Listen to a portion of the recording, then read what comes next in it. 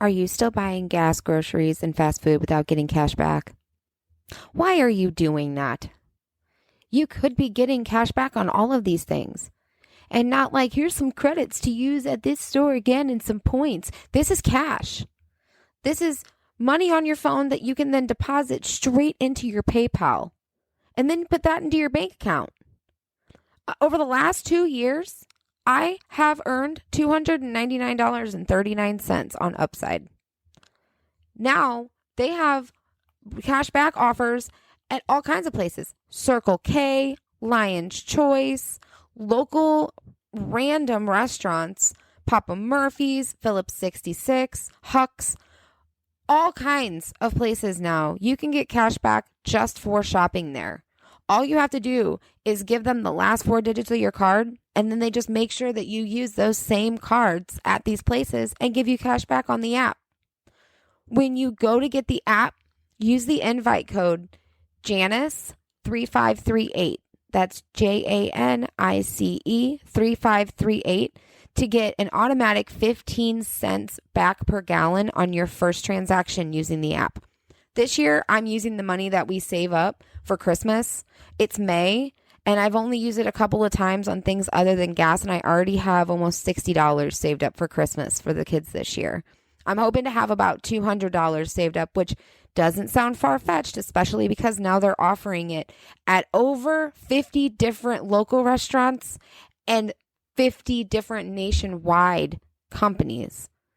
So like I said, get the app, Upside. That's UPSIDE, and use the invite code Janice3538 to get 15 cents per gallon back on your first transaction. Upside doesn't share any of your personal information with your referral network, so you don't have to worry about like your friends who you refer to the app knowing everything you do and everywhere you shop. Same with people who you are referred from, so don't worry. No one's going to know all the things that you buy. You dumb fucking bitch! Bitch. Bitch! You bitch! The nigger bitch! Heinous bitch is the Fucking bitch. Bitch. You're a bitch! The bitch.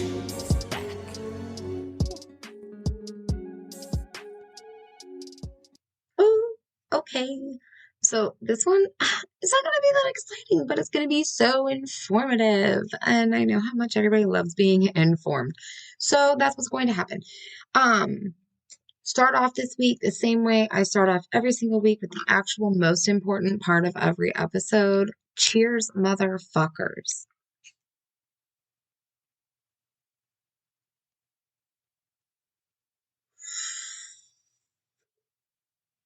Okay, that's a new pipe.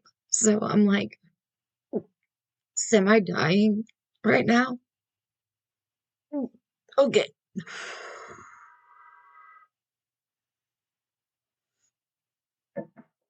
Alrighty. So let's see. Start off with exciting things that happened this week. Yesterday we went antiquing and I found so many records. I just made a video of my antique haul. But I got so many records and got a really fucking old copy of Peter Pan and Alice in Wonderland. It's like a 2-part flip book, you know, like where one side is one book, one side's the other book. Excuse me. Found one of those like super old school edited photos where they took a picture of somebody who had already died and put it into the picture. It's fucking cool. And so many records. People will not understand the Tammy Faye Baker record that I got, but like if you know me, I love camp and I fucking hate organized religion, which is what this entire episode is about. And so having a Tammy Faye Baker record is like the funniest shit ever to me. Are you kidding me? She's an icon.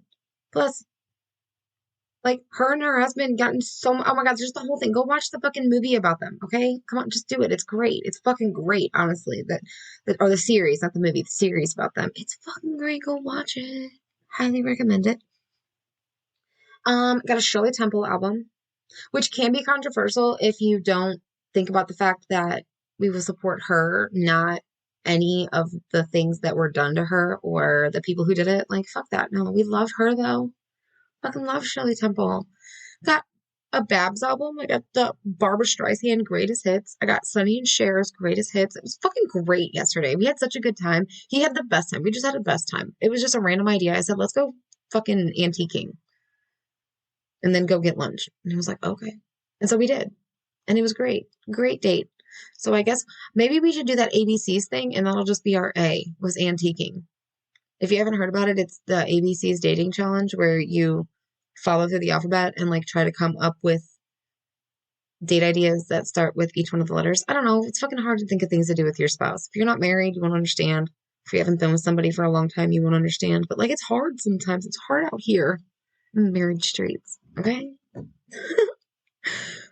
The featured musical unknown artist this week. I always say different things. I don't know. It's just like smaller artists. Okay, guys. I just really want to use this platform to help people with things, and that's what I'm doing here. Okay. It's Bodhi K. I think that's how I say their name. I'm really sorry if it's not. Please send me an email and tell me how to say it, or send me a message on TikTok since we as mutuals, and tell me how to pronounce your name if I said it wrong. But this song is fucking amazing. It's going to be a long clip. I am going to link their Spotify and also their TikTok. But I was going to feature them last week, but I didn't hear back from them. And sometimes it just depends on how much of a following they have. And I kind of like gauge it by their personality, by if they would be cool with me just like featuring them without talking to them first. Sometimes I just send them an email afterwards.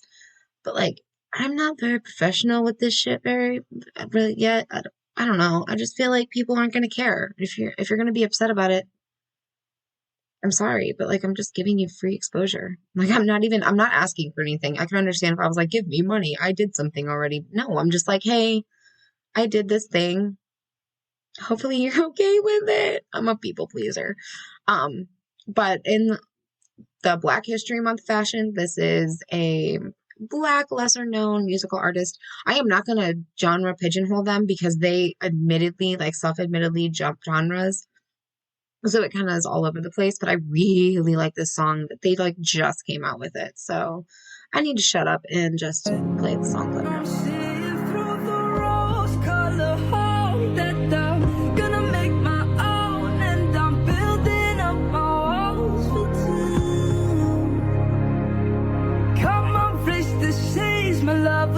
Calling out to me, it's a homecoming slumber and creep. But why would I wait to settle our fate? Are you kidding me right now? Like, okay, so that's not the clip that I had heard when I first discovered this artist. Like, I found a totally different song that they had created. Like, I don't know what words I'm using right now. Just fucking ignore me. But the clip I was gonna play last week was not this song, and I am obsessed with this song. I'm probably going to end up adding it to my songs to sleep to playlist because it is a vibe. I love it so much. Please go follow this artist. Please go stream their music. It is awesome. And like I said, it kind of genre jumps. There's not like a pigeonhole to put it into. Their music's just kind of all across the board, like R&B, acoustic, ballads, just real lo-fi vibey stuff. Like, I feel it. And if you know me, I'm really fucking picky about music, but feel the vibe hard. So all about it. Everybody go check out Bodhi. I'll put links in the show notes. But okay, so this is all for educational purposes and my opinion, as well as lots and lots and lots of facts. So it's not like these things can be disputed. But this episode is going to be on Christ marketing and people using God as a way to sell their products and to get people to work for them.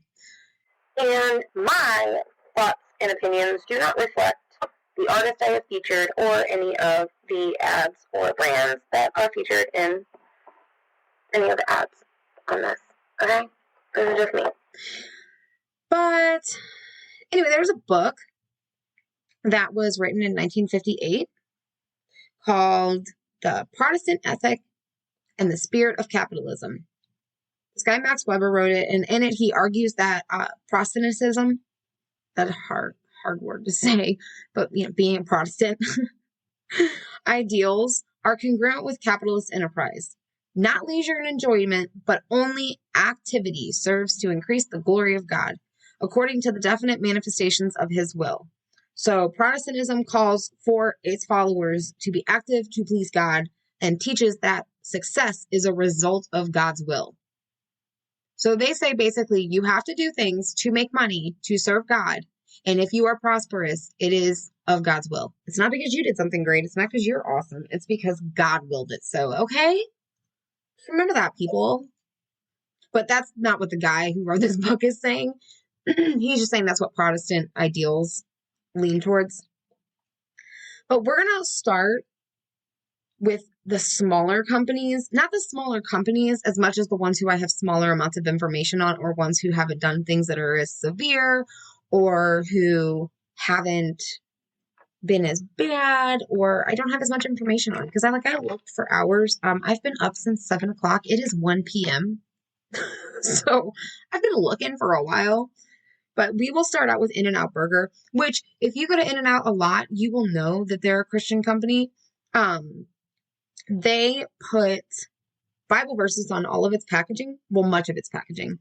The wrapper on the Double Double, for example, lists Nahum. I think that's how you say that. 1:7. The Lord is good, a stronghold in the day of trouble, and he knoweth them that trust in him. Cool. Okay.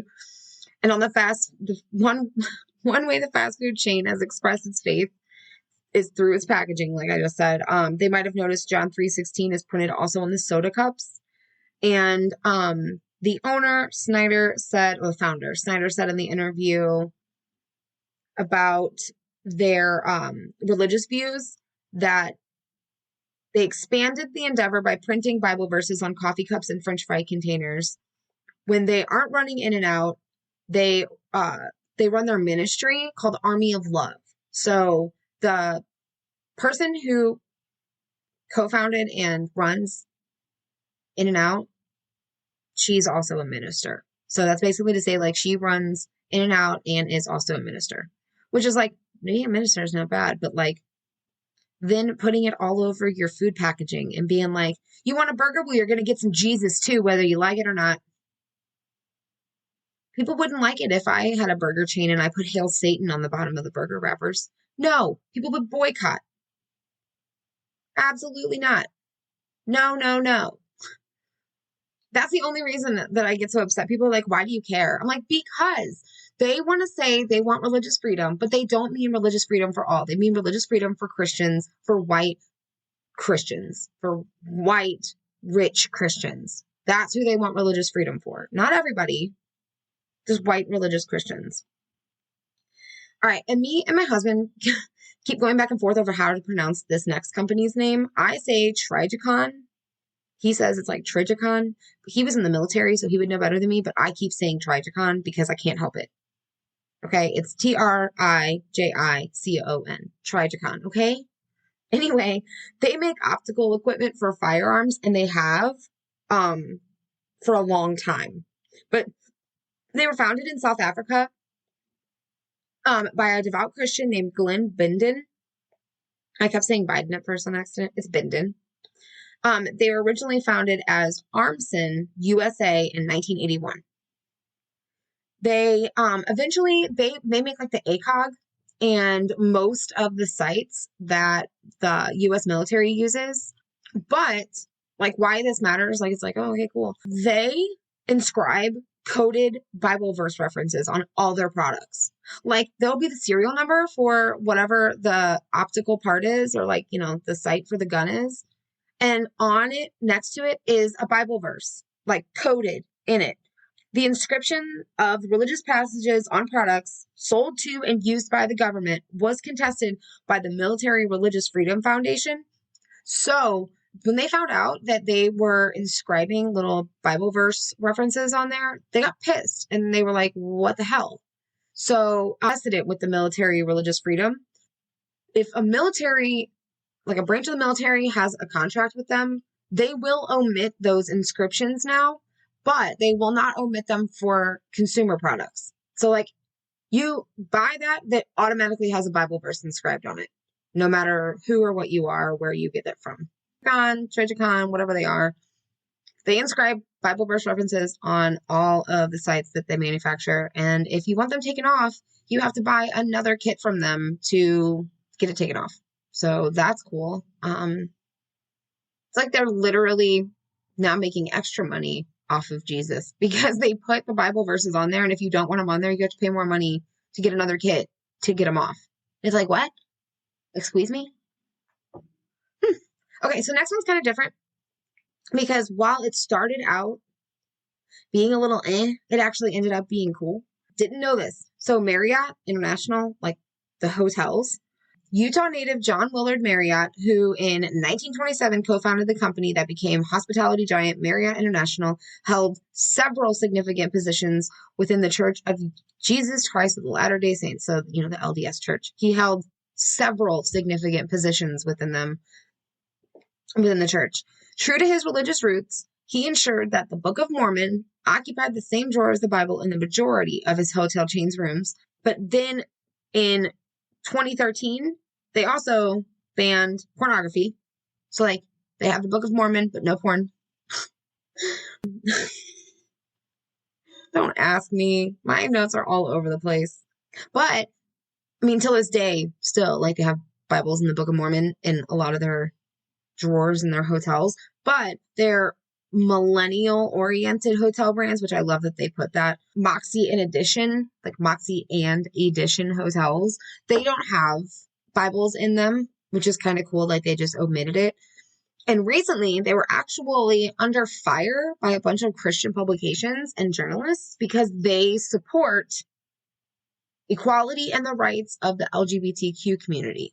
So they actually went up a little bit when the guy expired. He was dead. And so they were like, we can now do whatever we want. Because they were like getting harassed by this one Christian journalist was like, why are you supporting gay people? And they're like, because we can.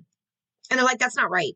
You shouldn't be doing that. And they're like, okay, but we're going to because we can.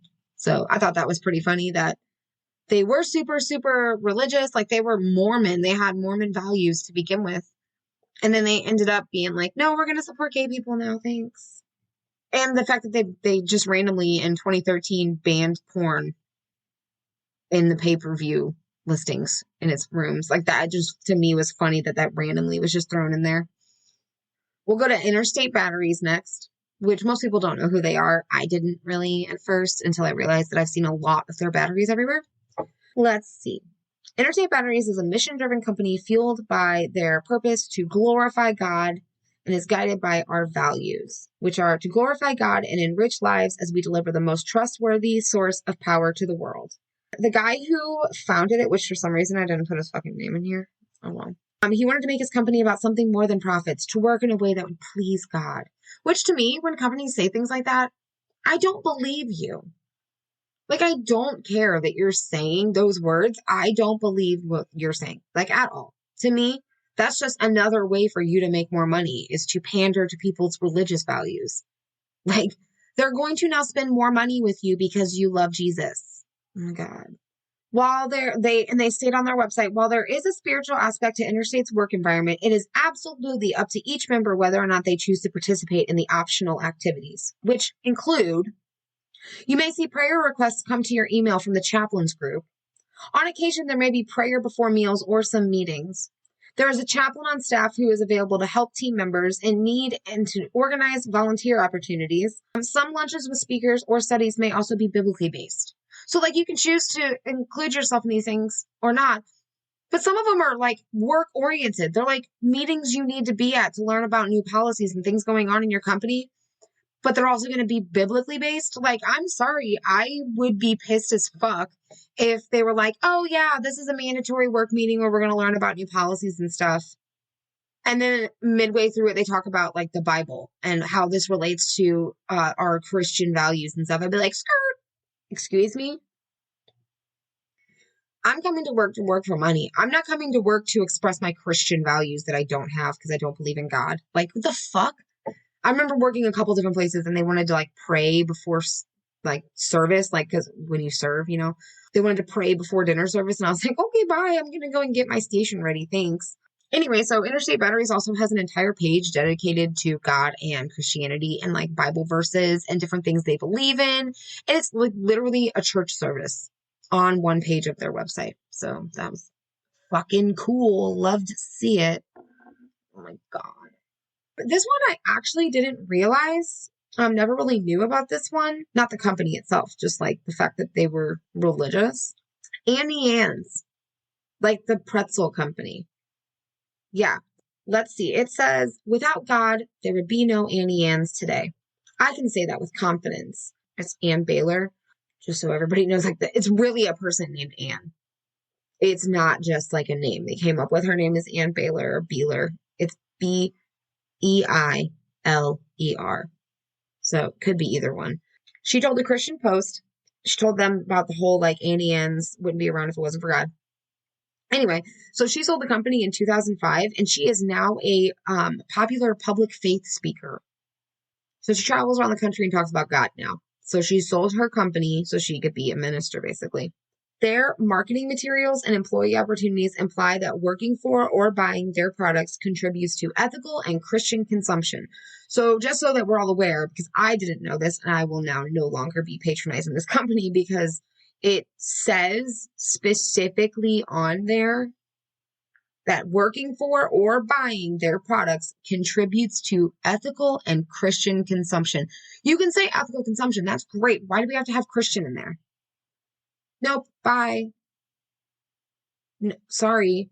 It also said that Annie Ann's, like this is when she was coming up for the initial idea for the company, she utilized the pre-existing connotations of bread to create spiritual significance in their pretzel product, which pisses me off because pretzels are like my second favorite food. Soft pretzels with cheese, favorite food, not beer cheese, not fucking queso. Bright orange synthetic cheese. Thank you. Tired of going places and getting soft pretzels or like Belgian pretzels and they give me beer cheese, which beer cheese, if made well, is amazing. But when you give me this coagulated, gummy, snot looking shit, no, I'm sorry. I don't want to dip anything in it, let alone eat it. Okay? Thank you. All right, next company is a little bit longer one before we get, oh, nope, we're going to go to this one first. Hold on. We'll go to this one because it has personally impacted my life in a negative way. The company Curves. If you've never heard of Curves, count yourself lucky because Curves is a female-oriented circuit workout franchise. Literally, I don't know how else to explain it. It's like a workout club because it's most of the time they're in strip malls and they're in like one of those places where like a Jackson Hewitt would be. They're in one of those spaces in a strip mall. So it's really small. They're circuit based. So basically it's like all these ladies sit in a room. That's it. It's you're in a room and like one is like pull downs. Like it's literally just a machine with like 5 pounds of weight that you just pull down to your chin over and over and over, not really moving much of your arms. Fucking dumb. Another station, you'll be doing like lunges, just lunges for fucking 3 minutes. The next station, you would do the little step up things on a little platform. And I know all of this because I went when I was 13, 14, somewhere around there. Fucking horrible. The worst shit ever. Shitty fucking like slow what do they call that? The daytime work radio music. Like soft hits or whatever the fuck it is. That playing in the background. The worst fucking version of it too. It was all like Barry Manilow. And me, barely a teenager, just hitting puberty. Not really just hitting puberty, but like getting the rest of my body parts, my hips, my thighs, my everything filled out. My boobs were already there. Everything else filled out when I was like 13, 14. So then I was considered fat. And fat's not a bad word inherently, but it has become a bad word in our society. It can't just be a word to describe people. It has negative connotations, which is why anytime you turn a man down, the first thing he does is call you a fat, nasty bitch. They're trying to hurt our feelings. They know that it's been used against us our whole lives. So in this place, it was me, 13, 14-year-old me, and like all of these fucking middle-aged women. I had to go work out in this place. And then they had like calorie counting. And oh my God, it was just fucking horrible. So that's why I wanted to look more into this. And I'm really fucking glad that I did, because I did not know that religion was a part of this company. Didn't know it in a big way. I have a really great source that I got all this information for this from. It was actually a doctoral program. So fucking big props to the person who wrote this. I obviously link in the show notes. Okay. So before founding Curves in 1992, this guy, his literal last name is Heaven. Might be Heaven, but it looks like Heaven. It's Heavin. So we're going to say Heaven because it's funny and ironic and stupid and I hate it. So before founding Curves in 1992, he went bankrupt. He lost custody of his 2 children and served a 6-month jail sentence for not paying child support. But, in prison, you ever seen that, Where in the World is Carmen Sandiego? You remember that? Okay, well, that's like for God in prison. Every time you go back to prison, you find a new God. You know how I know that? Because of my dad. Every single time he would go to jail or prison, he would write to me about how he found God again. And I was like, I didn't know the motherfucker was lost. What happened? Like, we need one of those electric fences on him if y'all keep losing him and having to find him when you get to jail. Sounds like we need a buddy system. What the fuck? All right. Anyway, so in prison, he became a born-again Christian because, of course, why not? Right. Okay. So in 2003, Heaven and his wife gave away $10 million, which is 10% of their company's gross revenues, to charities. At least half of that money went to 3 Texas organizations to fund pregnancy crisis centers, supported by Operation Save America. The same organization that blamed the September 11th terrorist attacks on God's retribution for the abortions, and whose purpose, as described on its website, is to unashamedly take up the cause of preborn children in the name of Jesus Christ. All of this makes me want to bash my head into a concrete wall. Anyway, moving on. Heaven has pledged to give CareNet $1 million over the next 5 years, according to a Curve spokeswoman.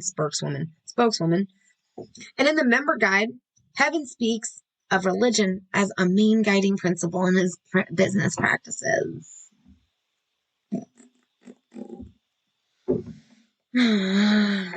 So, Curves franchises out all of its locations, basically, and a lot of this paper that I was reading and getting a lot of this from is talking about this one franchisee. And when asked about what they thought about the Christian values and fundamentals of the business being Christian, this is what they had to say. The owners reacted to this honesty, and Caitlin explained their philosophy. I don't want it to be like overbearing onto people who come in, but we don't want to hide the fact that we're Christians, and so we're not ashamed about putting a Bible verse in the bathroom. Bible quotes were indeed displayed in Waterville. That's where this was located. There are passages from the Book of Psalms hanging in the bathroom and a poster in the workout area proclaiming an inspirational Bible verse as well. In addition, Heaven's religious values contribute to Curve's commitment to community activism more generally, and the local owner's religious beliefs influence the choice of activities available to the members in Waterville. And like this lady was talking about how she wanted to open a franchise mostly because she realized that the owner of the company was Christian.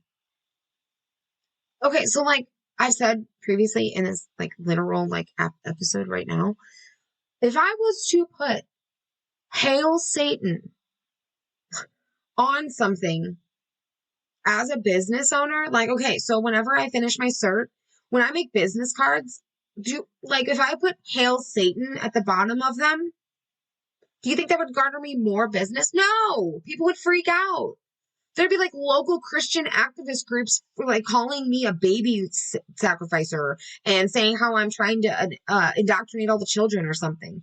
But Do you know how many fucking work trucks I see every single day that have the Jesus fish on it? Every fucking day I see those little metal Jesus fish on work vehicles. Not like, oh, that's my work vehicle. No, like a branded company truck. Has either that or has like In God We Trust or has some kind of Jesus propaganda on it. To me, I don't want to then work with those companies, let alone give them my money because you believe in religious Christian freedom. They don't believe in religious freedom for all. They believe in religious Christian freedom. And that shit pisses me off. That is why I support a lot of the things that the Satanist temple does. A lot of people don't. And that's cool. I mean, like, a lot of people are insane. So we don't follow those people. But like, that's the main part that they do is religious equality. Like, if you're going to have a statue of the 10 Commandments, I want to have a statue of Baphomet right next to it. And why can't I? Oh, because you only want religious Christian freedom. We are not a Christian nationalist country. Like, I've said this a million times to people and they get really fucking mad about it because, like I said this past week in a TikTok, you cannot have a logical, coherent discussion with a staunch Christian person about most things that would qualify them as bigots. We can't talk about race because even if they seem like a non-racist person, it will divulge into something that exposes their racism, whether it be about someone's hair. Ask them if you're unsure. Here we go. If you're unsure if someone you know or work with or are around regularly is racist, ask them what they think about dreadlocks in workplaces. Just see what they say. If they say they think it's unprofessional, that's racism. How is it unprofessional? I'm pretty sure somebody who has dreadlocks in their hair can still fucking practice law. Yep, it does not inhibit their ability to practice law. They can still be a doctor. Yep, plenty of, straight white women have hair down to the middle of their backs and they're surgeons. Surgeons caps exist for a reason. Like, you just ask them about basic things and see what their response is. And it's pretty easy to gauge people's racism when you ask them about things like that. And that's the type of thing that these kind of companies would say. They would say something like, we don't want unprofessional hairstyles. And when you ask them what they mean by unprofessional hairstyles, it's usually dreadlocks or things that are associated with the Black community. It's like, your racism is showing and it's really not even that well hidden. And most of the time, these companies are Christian fucking companies. That's what pisses me off, is that white Christians equal white nationalists. And like, if it hurts your feelings, then you need to address the community that you're in, not the people who are criticizing that community, because that's what happened with the Satanist community. The Satanist community saw that people were always demonizing Satanists. Like, that's where satanic panic came from. That's why I always say I am a modern romantic Satanist. And I'll describe that in detail now if somebody would like me to, because so many people ask me this question. Modern means the modern definition of. Literally. Romantic means I don't actually believe that there is Satan with horns in a fiery place waiting for the sinners to come down. Okay? You know who believes in Satan? Christians believe in Satan. Just giving that a second to sink in. Christians believe in Satan. So every time some fucking asshole says, well, if you're a Satanist, don't you believe in Satan? No. Satan was chosen as the figurehead because people who don't believe in God know more about the Bible than most people who do believe in God. Just an FYI for people who may not know that, which I know most of my listeners do. But anyway, in the biblical story, Michael, the archangel, was God's favorite. He wanted the humans to have all the knowledge. God did not want the humans to have all the knowledge. So then he shunned Michael, the archangel, and sent him down to the bad place, to hell. He was then called Lucifer. And then he was in hell for wanting the humans to have all the information. He was the outsider, the outcast, the other, the bad person. That is why Satan was chosen as the figurehead. Literally, it was because Satan is the other. And if you look at the 7 tenets of Satanism, believe in science, believe in information, believe in self-autonomy, all of these things that are great. Like, if you read the 7 tenets of Satanism to somebody and they don't know what they are, they usually agree with them all. And then you're like, cool, so you're a Satanist? And they're like, what? And that's what it is. That's why modern romantic Satanist. Romantic means I don't actually believe in a physical Satan. That would be fucking dope. Just saying, would be fucking dope. We would party. It'd be a great time. We get all the info, but we don't actually believe in that. I believe more in fairies, mermaids, and unicorns. And if you know me, you know that I'm not lying or exaggerating. I totally want those things to be real, because if people can believe in Sky Daddy, then I can believe in those things. Okay. Anyway. Modern romantic Satanists they're all good people. Nobody's sacrificing babies. Nobody's drinking blood. If you are, cool. You're probably like one of those energy vampire peoples. We don't kink shame here. All right. If you want to be an energy vampire, go for it. Just don't hurt nobody. Just don't hurt nobody. And don't expose other people to your kink without consent. Okay? It's also like, don't wear butt plug tails out in public. That's gross. We all know what it is.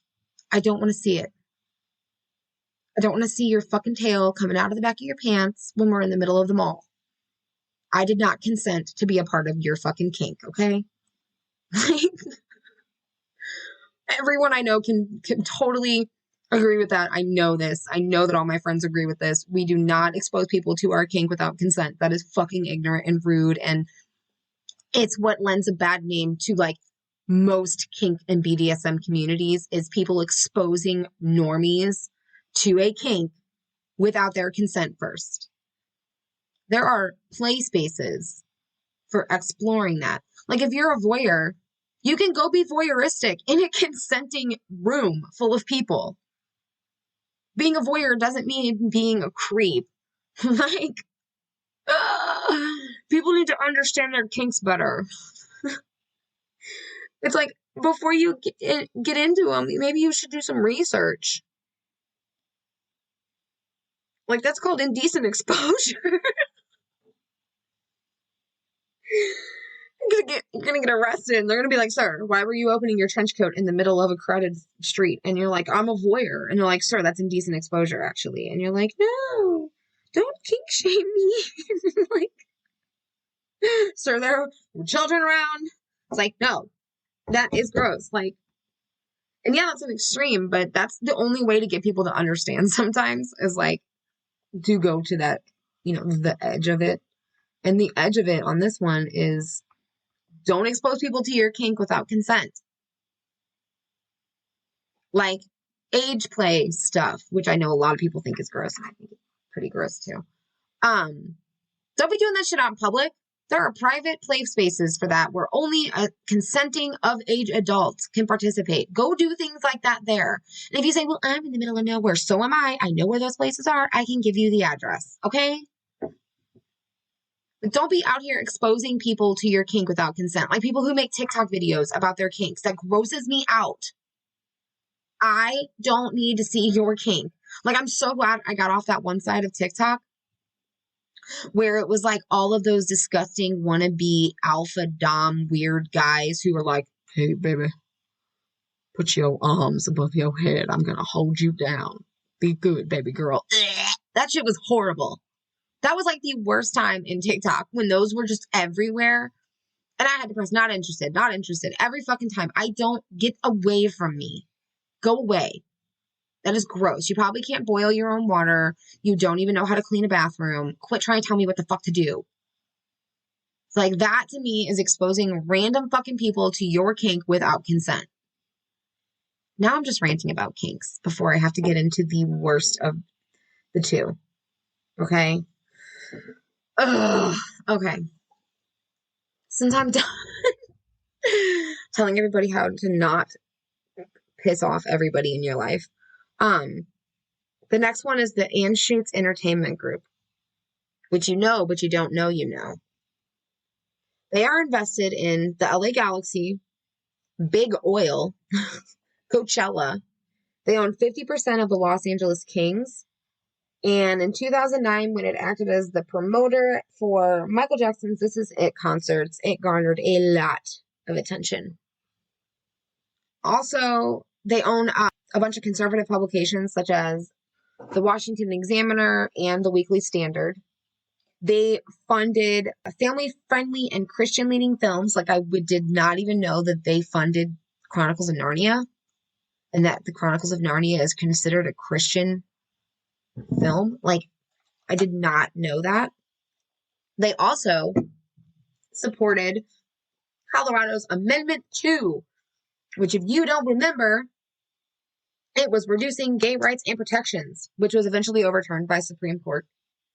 Let's see. Under AEG Presents brand, it is the world's second largest presenter of live music and entertainment and events after Live Nation. So they are number 2 in the whole world of live music and entertainment productions, like in general.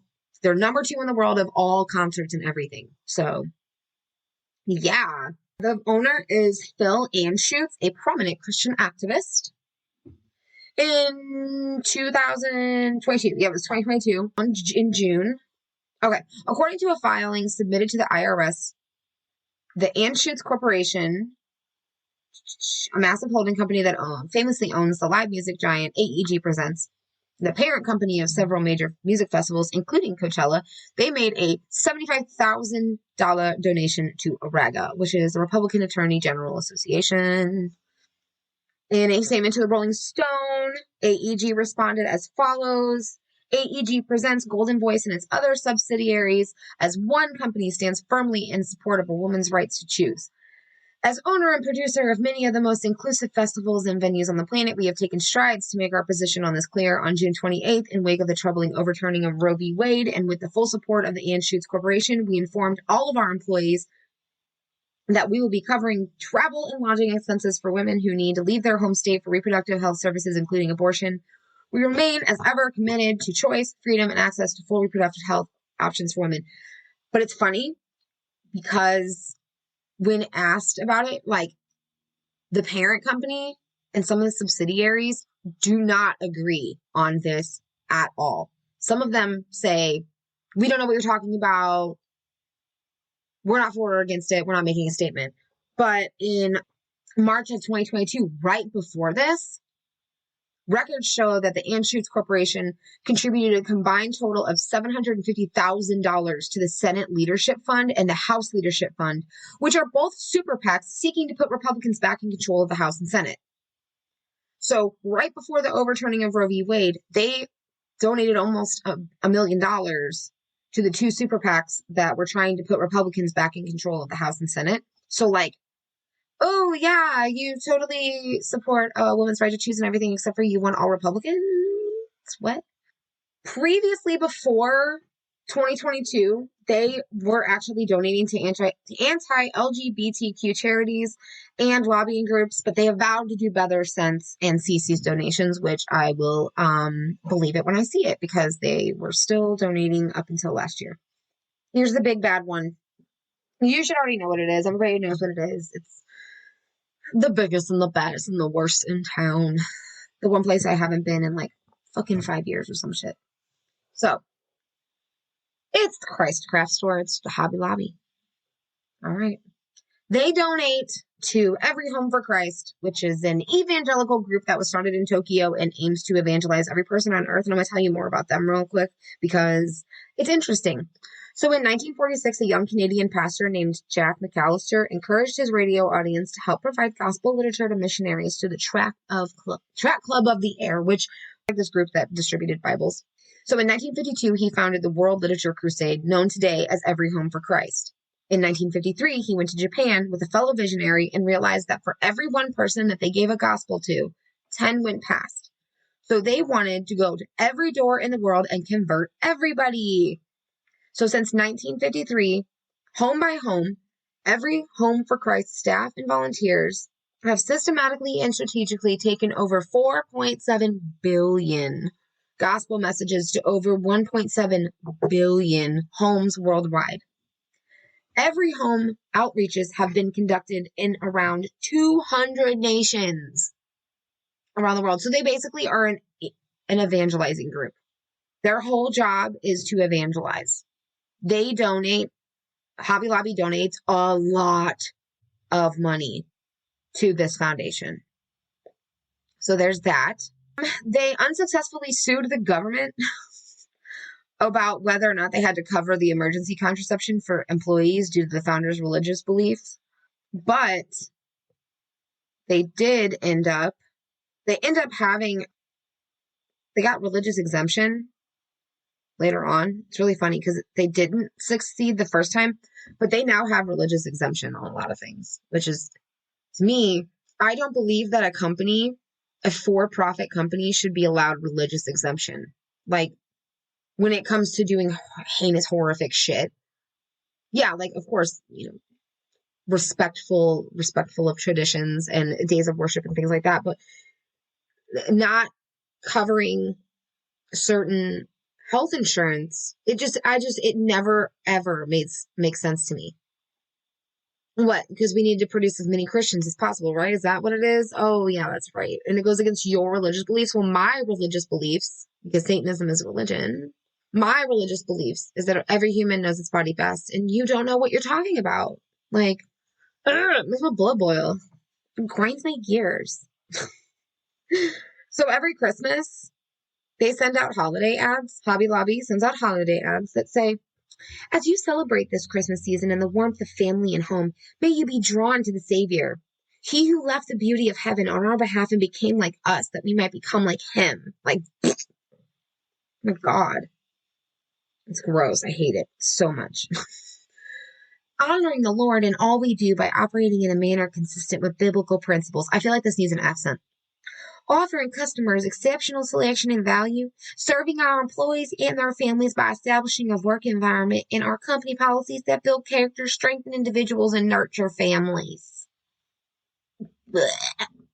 So in 1972, David Green expanded a picture frame company that started 2 years earlier and named the new business Hobby Lobby.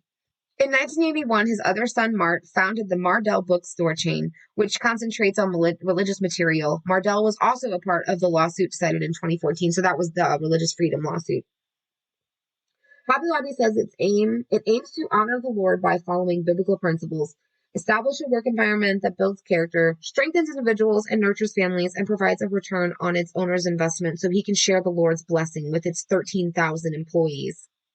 Mardell was established for the equipping of the saints for the work of the service to the building of the body of Christ. That is so fucking confusing because it's quoting St. Paul's letter to the Ephesians. I hate that. Don't quote biblical text in a random conversation. It's confusing. It's like quoting Shakespeare when you're talking to a random person on the street. Doesn't make any fucking sense. Anyway, no Hobby Lobby store is open on Sunday in order to allow our employees and customers more time for worship and family.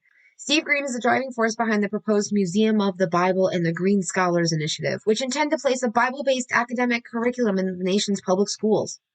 Yeah, the guy who founded Hobby Lobby wants to put faith-based curriculum in all of America's schools.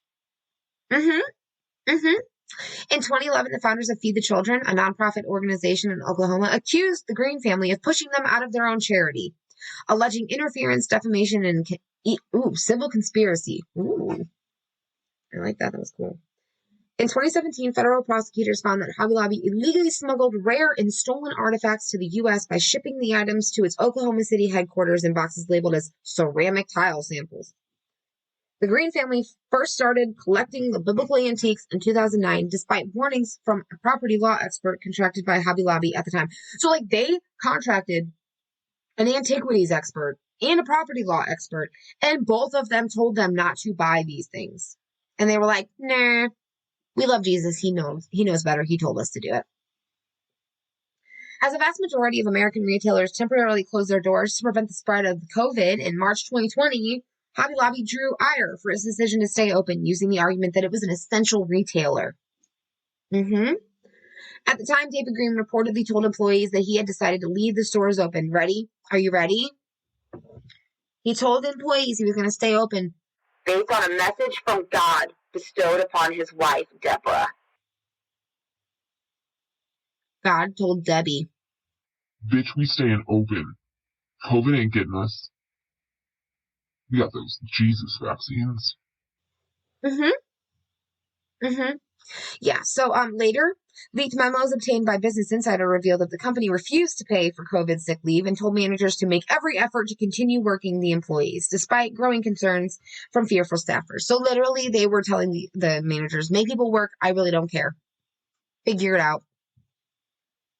And then in 2001, the Department of Justice announced that it had recovered a portion of the epic Gilgamesh from the Museum of the Bible. Motherfuckers who own Hobby Lobby started a Jesus museum and stole part of Gilgamesh. There is so much more about the Museum of the Bible, you guys. You just go look it up. The Museum of the Bible is hilarious. It's kind of like the Creationist Museum, like the Ark. The best part about the whole Museum of the Bible is they literally had all of these forgeries in there and were passing them off as real antiquities. So many of the Dead Sea Scrolls they said were real, and they were all forgeries. Like, every single one was a forgery. Like, bitch, you just fucking shut up. I really don't like it when companies use Jesus as a ploy for marketing. Like, that's all it is to me. None of it is genuine. It is all disingenuine. Because if you really cared about serving Jesus, if like that was where your heart really was, then you would not turn a profit. You would make the same amount as your lowest paid employee. You wouldn't have private jets. You wouldn't have brand new shoes. You wouldn't be doing all of these things and having all of this money. Able to start all these other businesses. All of your money would go to service. But you don't actually want to serve God. You just want to make more money in the name of God, while also attracting weak-minded, naive people who also think that they're serving God by giving you more money. That's how I ended up in the black hole that was learning about WinRed, which is a super PAC that donates bajillions of dollars. Literally, I'm not even exaggerating when I say billions, though.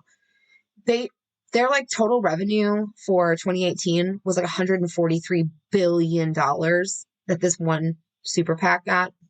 And it's fucking disgusting. And I was looking at the donators and the donators to MAGA. That is the most disgusting thing I've ever seen in my life. You can go to the FEC website and you can actually look at private donations. You can look at all of the individual donations to MAGA.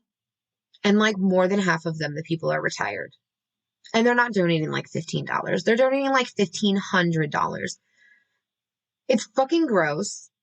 And it's also hilarious at the same time. Because either the people who tell us, save your money, you're going to retire, invest, get a 401k, blah, blah, blah, blah, blah. You're spending your hard-earned money on this fucking Cheeto-dusted asshole who doesn't care about you. Just learn about Stone. Anyone who learns about Stone, he's behind everything. He's an evil person. He likes being an evil person. He thinks it's great. He will do anything to make money. Cheeto dust asshole is the exact same way. Stone has been trying to get him to run for president since the 80s. So it's all about power and money. They just dress it up with a cross and call it Christianity.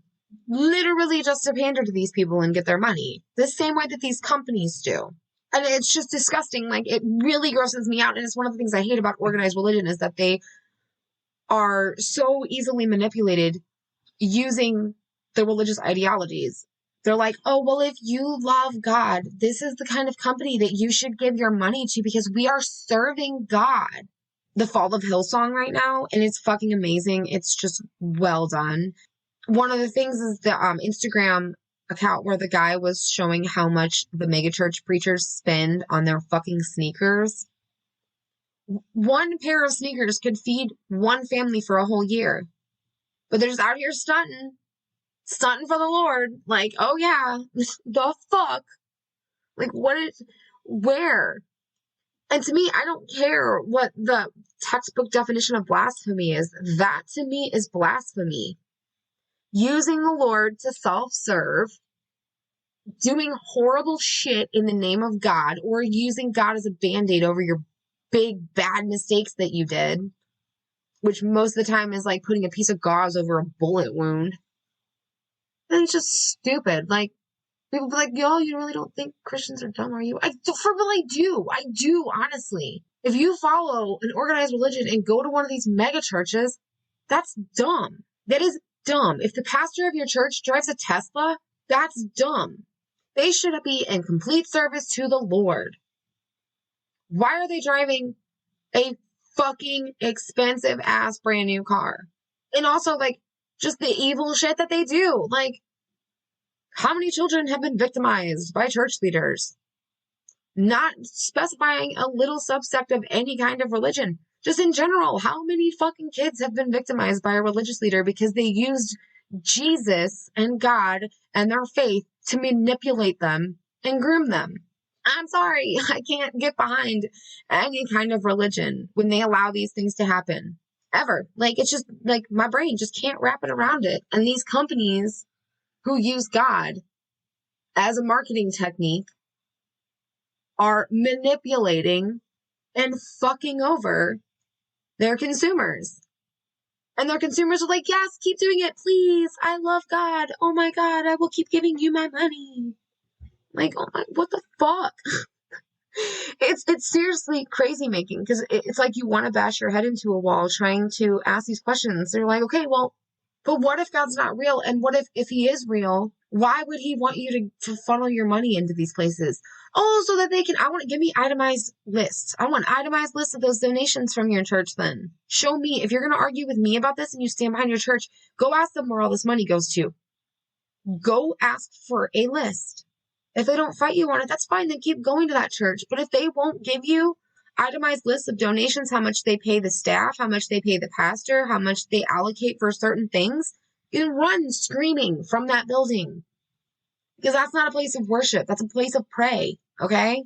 With an E, not an A. So I think I'm done ranting now, because none of y'all came here to listen to me get really upset about religious attacks from actual churches. You're talking about companies, but I just can't help it. Pisses me off. You can find me on platforms and things, HP3pod or Hi Bitch Bye Bitch. I will link sources and also a link for Bodhi. Once again, Bodhi K, Homecoming Slumber. Also, don't forget to follow or subscribe or whatever it is you can do wherever you listen to the podcast. And please rate and review. That'd be awesome. If you don't like me, then send me an email and tell me why, and then I'll just delete it, because I don't like that kind of criticism, okay? But yeah, I do need people to please rate and review, just so we can boost it up in the listing so that more people can find and contribute. Once again, you can email me at hb3pod@gmail.com if you have any ideas for the pod or anything you want me to talk about or look into, because like this episode took me down a deep dive rabbit hole about WinRed, and I kind of want to do a whole episode talking about WinRed and how predatory they are and how they screw over older people, especially retired older people. So just let me know. Love you, thank you, bye. You dumb fucking bitch. Bitch. Bitch. You bitch! The mega bitch! Heinous bitch is the Fucking bitch. Bitch? You're a bitch! The bitch.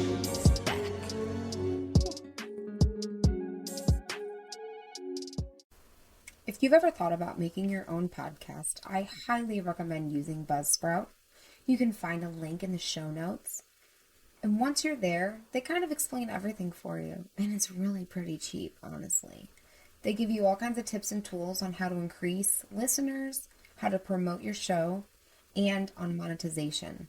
If you have any other questions, they are super responsive. They get back to you within a day, if not like an hour. I use Buzzsprout, and it gives me the ability to host my podcast on basically every single podcast hosting site and app. It's great. I love them. So I'm going to continue to use them, and if you're interested, you should definitely look into them. Like I said, there's a link in the show notes.